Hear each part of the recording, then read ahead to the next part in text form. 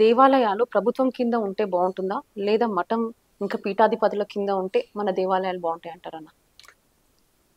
ఇప్పుడు simple logic ఒక ఆడబిడ్డ తల్లిదండ్రుల పెంపకంలో ఉంటే బాగుంటుందా, హాస్టల్లో వార్డెన్ పెంపకం కింద ఉంటే బాగుంటుందా? తల్లిదండ్రుల పెంపకం కింద బావుంటుంది. అంతే కదా. వార్డెన్ కూడా తిండి పెడుతున్నాడు, బట్టలు ఉతికిస్తున్నాడు అని చెప్పి అనుకోవచ్చు. కానీ తల్లిదండ్రులు చూపించేంత బాధ్యత, తల్లిదండ్రులు చూపించే వాత్సల్యం వార్డెన్ చూపించడుగా. ఇప్పుడు ప్రభుత్వాలు కూడా అంతే. ఈ ఆలయాలు హిందుత్వం మీద విశ్వాసం ఉన్నవాడు, హిందుత్వం పట్ల గౌరవం ఉన్నవాడు, భగవంతుడి పట్ల ఆస్తిక భావన కలిగిన వాడి చేతుల్లో ఉంటే ఎలా ఉంటాయి? కానీ ప్రభుత్వాల చేతుల్లో ఉంటే ఎలా ఉంటాయి? ఇప్పుడు నిజంగా ప్రభుత్వానికి మతాతీతంగా పరిపాలన చేయాలనుకున్నప్పుడు అయితే మన హిందూ దేవాలయాలను వాళ్ళ చేతుల్లోంచి విడిచిపెట్టేయాలి, లేదా చర్చిల్ని మసీదులను కూడా వాళ్ళ అధీనంలోకి తీసుకోవాలి. లేదు, ప్రభుత్వాన్ని నేరుగా చెప్పమనండి, ఇది దేవాదాయ శాఖ, అంటే దేవుడికి ద్వారా వచ్చే ఆదాయాన్ని మెయింటైన్ చేయడానికి ఉన్న శాఖ. దేవుడు అంటే హిందూ దేవుడు మాత్రమే, మిగతా మతాల్లో ఉండేవాళ్ళు దేవుళ్ళు కాదు, జస్ట్ డమ్మిగాళ్ళు అని చెప్పేసి ప్రభుత్వాన్ని తీర్మానం చెప్పేసి ఏమనండి. అప్పుడు మా దేవాలయాలు ప్రభుత్వం చేతిలో ఉండటానికి మేము ఒప్పుకుంటాం. పోనీ ప్రభుత్వాలు దేవాలయాలకి ఏ రోజైనా సరే, దేవాలయాల నుంచి తీసుకున్న దాఖలాలు ఉన్నాయి, కానీ దేవాలయానికి ఏ రోజైనా సరే ₹1 కోటి ఇచ్చిన దాఖలాలు ఉన్నాయి? లేవు. పైగా మేము కాపాడుతాము అని ప్రభుత్వాలు తీసుకున్న తర్వాతే 4,70,000 ఎకరాల దేవాదాయ శాఖ భూమి అన్యాక్రాంతం అయిపోయింది. ఎక్కడ పడితే అక్కడ ఎటుపోయిందో కూడా తెలియని పరిస్థితి వచ్చింది. మరి ఆ భూమి అంతటిని ప్రభుత్వం ఎందుకు చేత కాకుండా పోయింది, ఎందుకు కాపాడలేకుండా పోయింది? పైగా ఈరోజు అర్చకుల గురించి, అర్చకుల సంక్షేమం గురించి, అర్చకులకి ఇచ్చే కానుకల గురించి మేము మాట్లాడుతూ ఉంటే మా వీడియోస్ సర్క్యులేట్ చేస్తున్నందుకు అర్చకుల మీద కేసులు పెడతా ఉంటుంది ఈ భద్రాచలం ఈవో ఆవిడ. భద్రాచలం ఆలయ అర్చకుల మీద కేసులు పెడుతుంది ఆవిడ. ఆలయ అర్చకులకు నోటీసులు ఇస్తానంటుందంట. ఏం చేస్తారు అంటే, అర్చకుల విషయంలో మీరు అలా ఉండి అర్చకుల మీద మీరు చర్యలు తీసుకుంటాము అంటే మీకు అంటే తూరాదు మంత్రాల విషయంలో. మీ మొఖాలు చూసి మేము గుళ్ళకి రావట్లా. నేను ఏ గుడికి కూడా ఈ రోజున పలానా ఈవో ఉన్నాడంట, పలానా చైర్మన్ ఉన్నాడంట, లేకపోతే ఇంకో సూపరింటెండెంట్ ఉన్నాడంట, ఎవడో బొగడాగాడు ఉన్నాడంట నేను వెళ్ళట్లా. అక్కడ గుడి ఉంది, ఆ గుడిలో దేవుడు ఉన్నాడు, ఆ దేవుడికి నాకు మధ్య ఒక అర్చకుడు ఉన్నాడు. అర్చకుడు మొహం చూసి నేను గుడికి వెళ్తున్నా, ఆ దేవుడి ముఖం చూసి వెళ్తున్నా నేను. ఈ దేబ్రేస్ మొఖాల ముఖం చూసి కాదు. కానీ వీళ్ళందరూ ఏం చేస్తున్నారు, ఏదో ఏళ్ళని చూసి ఆ గుడికి వ్యాపారం జరుగుతుందని చెప్పేసి ఈ దిక్మాల ఫీలింగ్. వాళ్ళందరికీ చెప్తున్నా, మీ బలుపు మీ అహంకారం తగ్గించుకోండి. మిమ్మల్ని చూసి ఒక్కడు కూడా గుడికి రావట్లా. గుడికి వచ్చినాడు ఎవడు మిమ్మల్ని చూసి ఒక 10 పైసలు వేయట్లా. అలాంటిది అర్చక స్వామికి మా డబ్బులు మేము ప్లేట్లో వేసుకుంటాము, ఏట్లో వేసుకుంటాము, మీకు అనవసరం.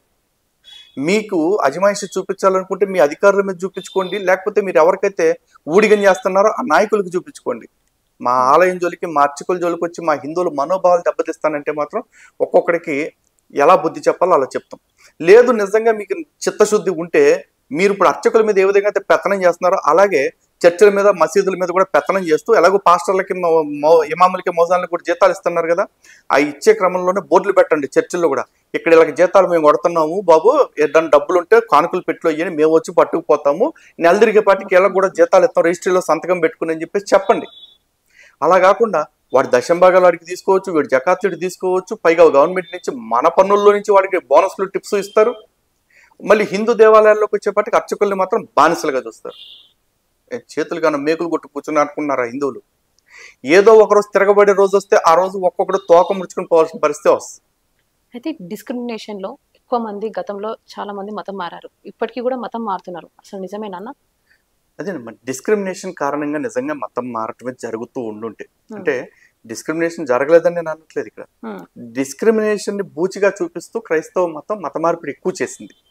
ఒకవేళ ఇదే డిస్క్రిమినేషన్ కారణంగానే మతం మారాలంటే క్రైస్తవ్యానికంటే కూడా దాదాపు ఒక 800 సంవత్సరాల ముందే ఇస్లాం వచ్చింది భారతదేశంలోకి. మరి ఇస్లాం వచ్చినప్పుడు ఇస్లాంకి ఎంతో మందిని మతం మార్చాలని ట్రై చేసిందిగా. ఇస్లాము బ్రాహ్మణుల్ని మార్చింది, క్షత్రియుల్ని మార్చింది, మార్వాడీల్ని మార్చింది, మరాఠీల్ని మార్చింది, చాలా మందిని.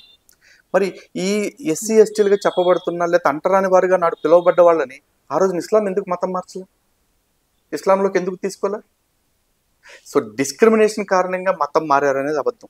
డిస్క్రిమినేషన్ అనే దాన్ని బూచిగా చూపిస్తూ ఈ క్రైస్తవ మత మార్పిడి మాఫియా, ఈ బ్రిటిషోడి వీర్యానికి పుట్టిన సంతతి ఎవరైతే ఉన్నారో వాళ్ళు ఇలాంటి వాళ్ళు మత మార్పిడి చేస్తున్నారు.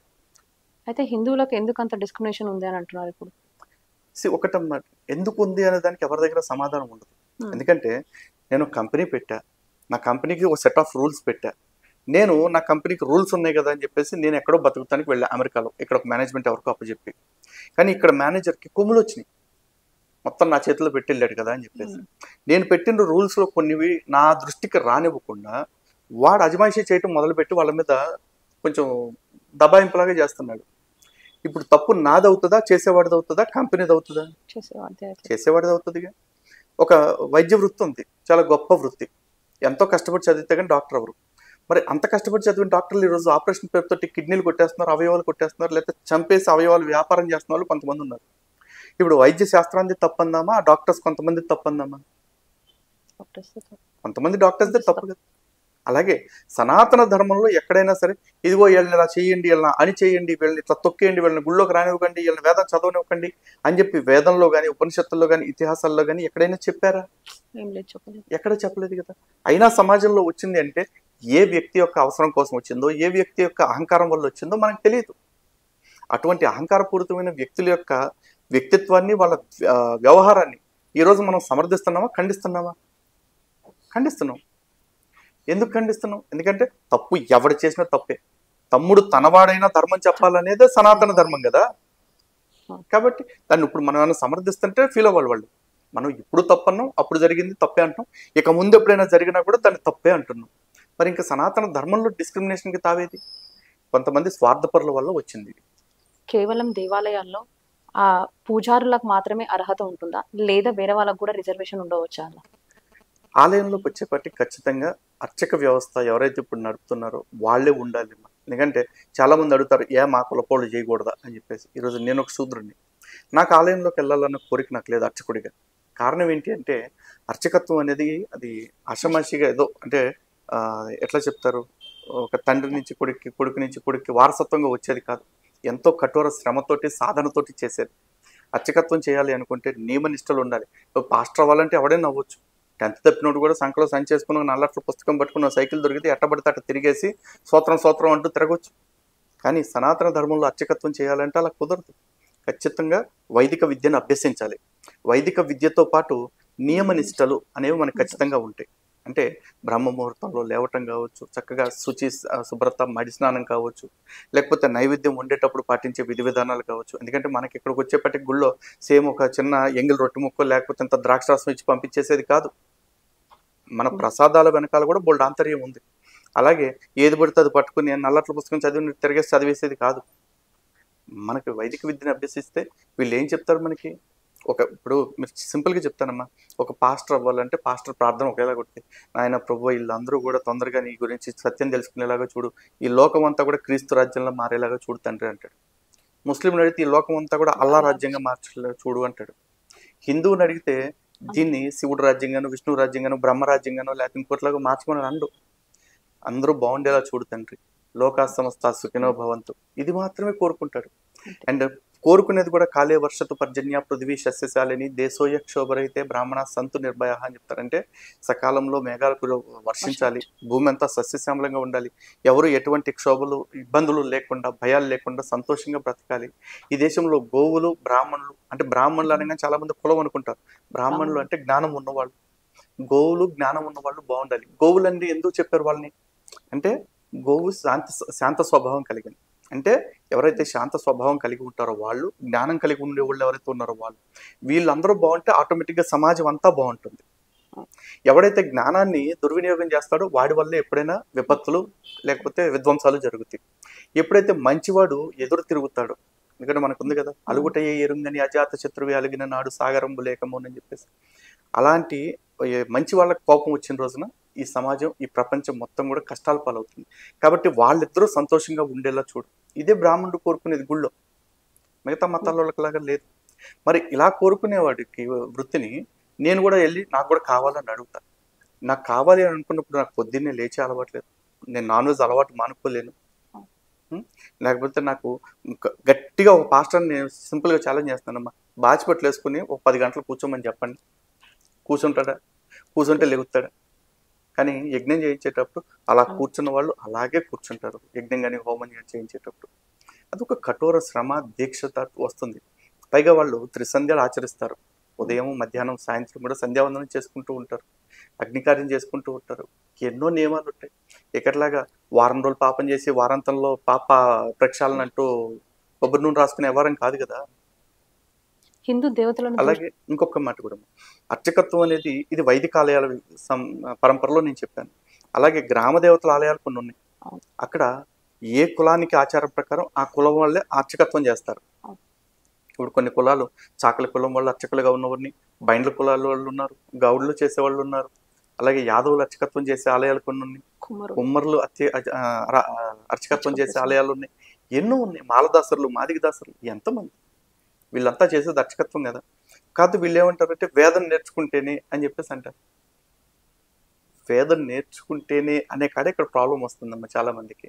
వేదం మాత్రమే విద్య అనుకోవటం వల్ల సమస్య వస్తుంది. ఇందాక చెప్పాను కదా. అది అయితే హిందూ దేవతలను దూషించడం వల్లనే పాస్టర్ ప్రవీణ్ పగడాల మరణించారని సోషల్ మీడియాలో మొత్తం రచ్చ జరిగింది.